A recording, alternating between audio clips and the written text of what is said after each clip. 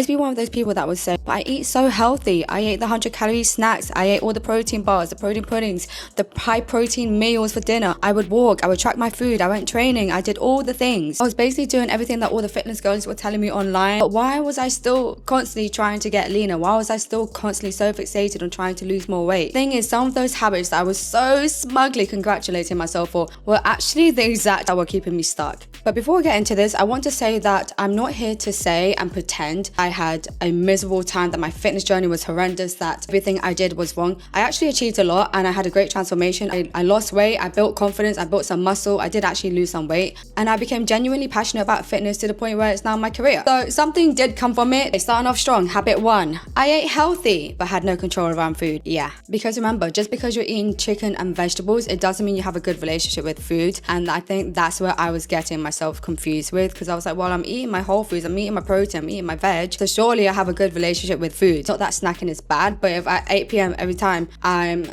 pretty much going overboard with snacks, crisps, cookies, leftovers, that's not having a good relationship with food, because clearly there's an underlying issue that I still can't control myself around food, that food is controlling me. Habit number 2, I was obsessed with eating as little as possible. Hear me out, and this one was a sneaky one that I didn't really blatantly do. Like, I wouldn't wake up thinking I'm going to starve myself, I'm going to just not eat at all as much as possible. No, it was more subtle. It was more, my entire mindset was, okay, how little can I get away with eating for breakfast? How little can I get away with eating for lunch? How little can I get away with eating for dinner? How low calorie things can I find? I was obsessed with bread thins, and they're like 100 calories for the whole thing. So things like that. I was obsessed with baby bell lights. I was obsessed with just constantly finding things that said 100 calorie this or 80 calorie this or whatever the lowest calorie was. I was obsessed with looking at the lowest calorie rather than looking at volume eating, rather than looking at what would satiate me for as long as possible. I was obsessed with looking at the calorie number,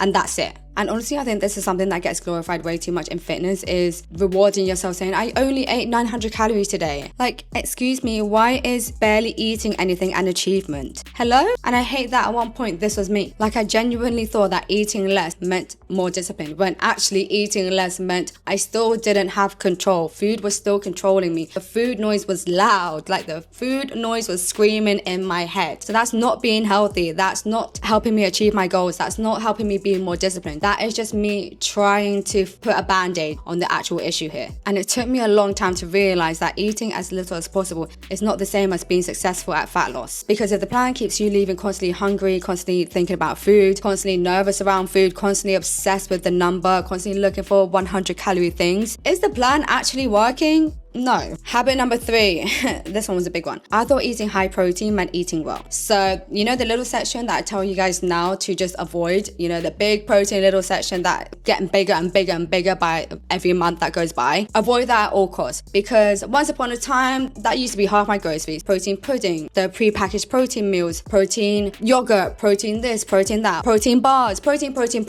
Anything that was labeled protein, I used to think that as long as I'm eating my protein, no matter how processed it was, as long as I saw the big label that said high protein, I thought I was eating healthy. No, I knew that they weren't good for me, because every time I would eat a protein pudding, a protein bar, anything labeled protein, I would always get a stomach ache, because it was filled with shit. It was literally filled with shit. Half of these things that are labeled high protein, it's just to market and to get you to buy. They're filled with so much shit in that, when you can just have chicken, like actual chicken, Greek yogurt, when you can have fish, when you can have all of these whole food options, rather than being lazy with cooking, being lazy with your meal prep, and just finding the quickest things, when it's just honestly not going to do any good for your journey, but also your health. Constantly stuffing yourself with high protein things that are terribly, highly processed and filled with literal shit, that is not going to do you any good. Like, my stomach would always hurt every time I had a protein bar, and I still kept eating it, because I thought, well, I just need to hit my protein goal, and it's protein, so surely it's good for me. No,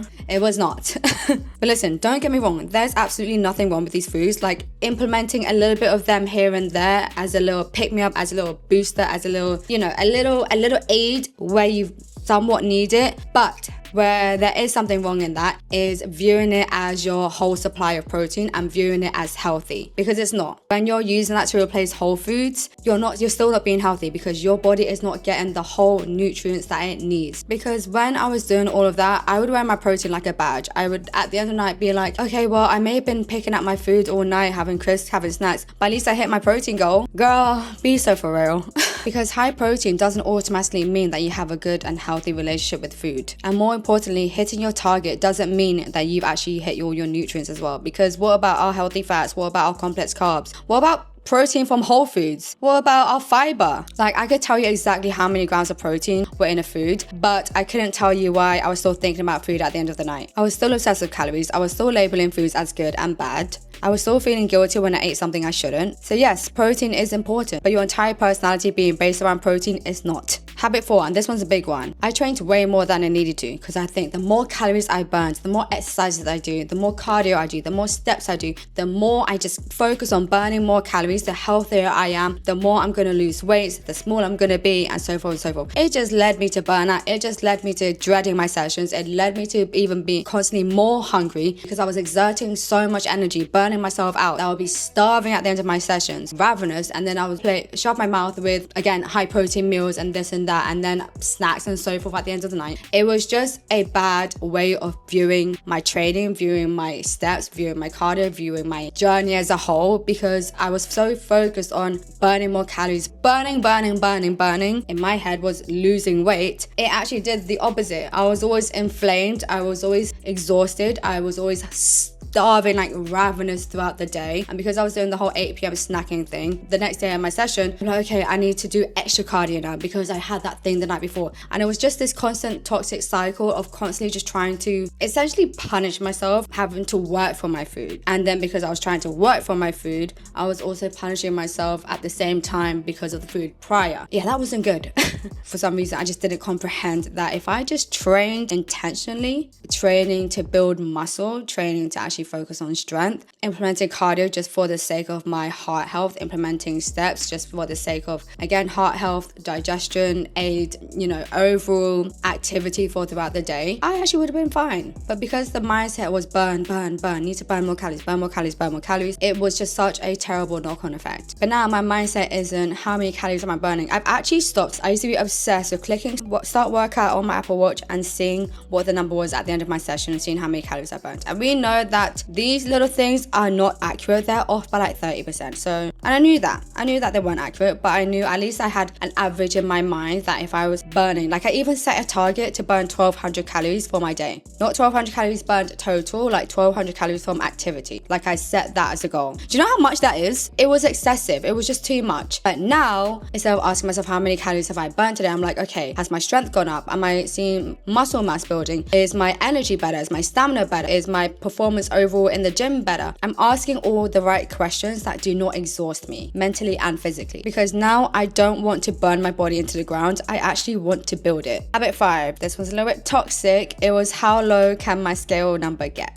Yeah, it was my toxic little best friend. Every morning, without fail, I'd step on the scale and see if I've lost another kilo, whatever. And I'd be constantly stepping on the scale, and if it goes down, I'm like, yes. And then the next morning, I'm like, how much more lower can it go? And then it just got to a point where I was like, where is the end goal here? I wasn't really checking at my physique. I wasn't taking progress photos. I wasn't really checking anything else. I wasn't checking my waist measurements or leg measurements. I wasn't doing any of that. Actual physique photo check-ins, performance check-ins, wellness check-ins on myself. I was just literally going by the scale and seeing, has it gone down today? No, okay, so how can I make it go down again by tomorrow? And I just want to see that number go down every single day, which is just not reality. Even if you're on a successful fat loss healthy journey, like it's not normal for it to go down every single day. Like your progress is not linear. But in my head, it was just, I just need this number to go down.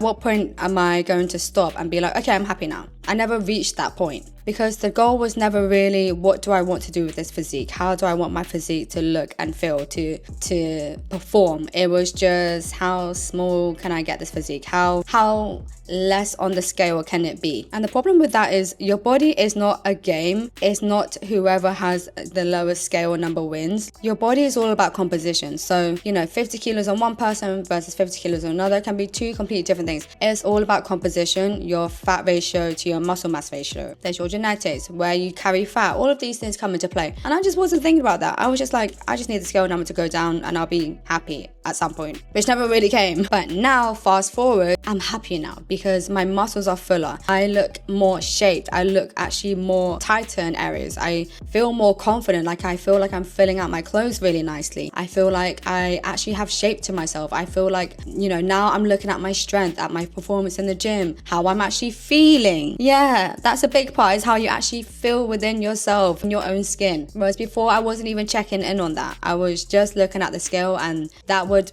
be the end all be all of whether it was a good day or a bad day. And now fast forward, if I'm looking better, feeling better, I'm stronger, my performance is better, my training is better, my mental well-being is better, why the fuck am I looking at the scale number? Like, why is that now going to determine how I feel about my journey right now and where I'm at right now, if everything else is sunshine and rainbows? 6, and I know we can relate to this, I was good all week and then the weekend ruined it. This was me to a T. I'd be good all week, Monday to Friday, hit my veg, hit my fiber, doing this, doing that, my training, cardio, the lot. Then the weekend would come around and we'd be going for a Sunday roast. There was a point where we were going for a Sunday roast every single weekend. I did not need to be going for a Sunday roast every single weekend. And then we would finish it with a dessert, the cheesecake, this, that, and the other. I was rewarding myself because I was like, well, I did everything I needed to do. I ticked off all my boxes during the week. I could treat myself now. What's 2 days? But 2 days can actually do a lot, especially every single week in, week out, consecutively for a long period of time. Yeah, that can do a lot. That can heavily impact your fitness journey and your goals. I kept on wondering,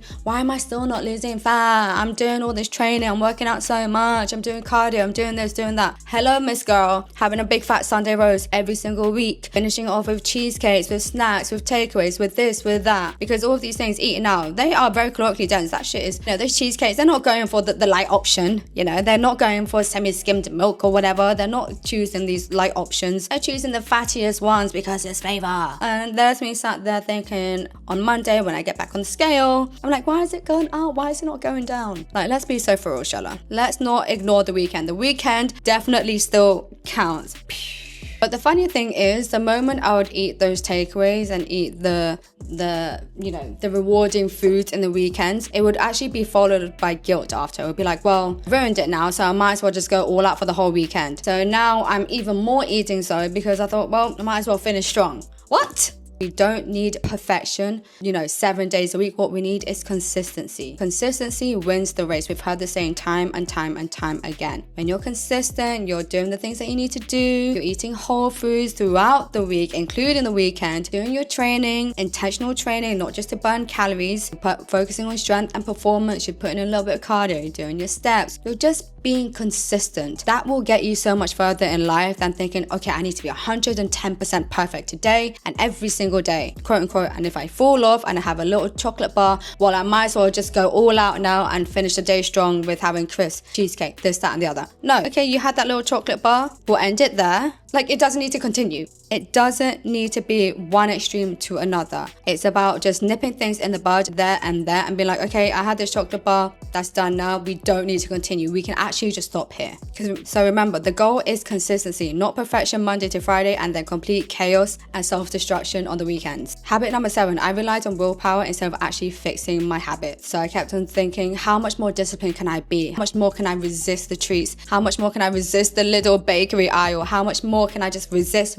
Instead of viewing it as, okay, how can I actually fuel myself today so that I can shut the food noise out, keep myself strong, keep myself well fueled, well satiated, well energized for my training so I can actually train well, and also just keep my mental well-being sane, as opposed to just how can I resist, which is obviously what we don't want. Because sometimes you don't need more willpower. You need to stop creating a lifestyle that requires you to use willpower every single freaking day. Do you know how exhausting that is mentally, physically, physically, emotionally. So if you're constantly hungry, constantly restricting your foods, constantly tired, constantly stressed, constantly anxious, burning yourself out from your training and telling yourself you can't have anything enjoyable whatsoever because it's going to ruin any progress that you have made, then of course you're going to struggle. But that doesn't make you weak. That makes you a human being. I used to think that successful people were just more disciplined and had really strong willpower. But now that I look at it and fast forward to how I am today, it's not about having willpower. It's not about having more discipline. It's actually about having realistic habits that you can sustain day in, day out, week in, week out, and not everything else around you controlling you. So now I'm not looking for this or that. I'm just finding ways to implement what I'm craving while still staying within my goals, while still keeping a healthy lifestyle, while still making it realistic to me. Habit 8, I thought getting leaner was better. And this is probably the most confusing one, because don't get me wrong, like I had my transformation, like you guys know, I worked with a coach for the last like 10 months to do a fat loss transformation, to do my photo shoot, and do not